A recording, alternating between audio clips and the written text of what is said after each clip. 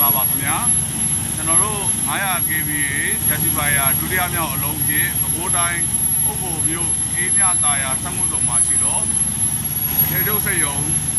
GMKS ပါကျွန်တော်တို့တက်ဆင်စတင်တက်ဆင်သုံးပြုနေတာဖြစ်ပါတယ်ကျွန်တော်တို့လက်ရှိစက်ရုံရဲ့လိုအပ်ချက်အရ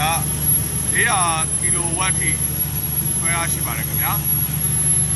လူကြီး1300ကျော်နဲ့လက်ပတ်နေတော့ထေကျုပ်စက်ရုံဖြစ်ပါတယ်လက်ရှိကျွန်တော်တို့ generator 385 kVA 900 gasifier နဲ့ဆက်ဆက်ထားပါတယ်လက်ရှိ loading အားဖြင့်ဒီပြရတဲ့အတိုင်း85ရာခိုင်နှုန်း90ရာခိုင်နှုန်းကြားထဲမှာရှိပါတယ်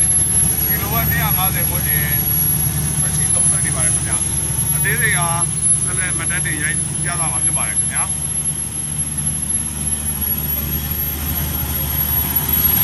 ကျွန်တော်တို့တိုင်းဆိုင်ရာဆက်ဆက်ထားတော့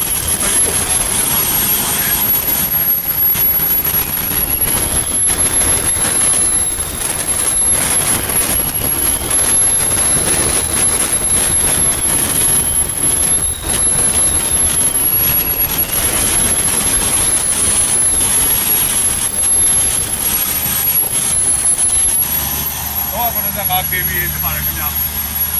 ဒီတဲ့ညူတာဖြစ်ပါတယ်ကမ်မင်းအရင်နဲ့ပဲဖြစ်ပါတယ်ခင်ဗျာတော့လက်လောစက်ရုံဝန်ထမ်း1300ကျော်နဲ့လက်ပတ်နေပါတယ်လက်ရှိ gasifier စတင်သုံးစွဲထားပါတယ်ခင်ဗျာ gas တဲ့ကူးတွဲဒီဇယ်နဲ့အတူကူးတွဲ၍လက်ပတ်ထားခြင်းဖြစ်ပါတယ်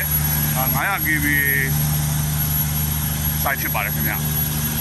ကျွန်တော်လုံးနေပါဝါများသောကြောင့်385 kVA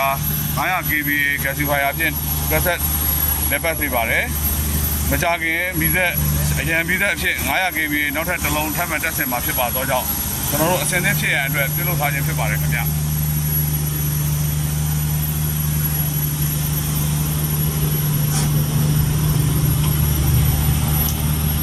အောင်မြင်စွာလက်ပတ်နေပါပြီခင်ဗျာ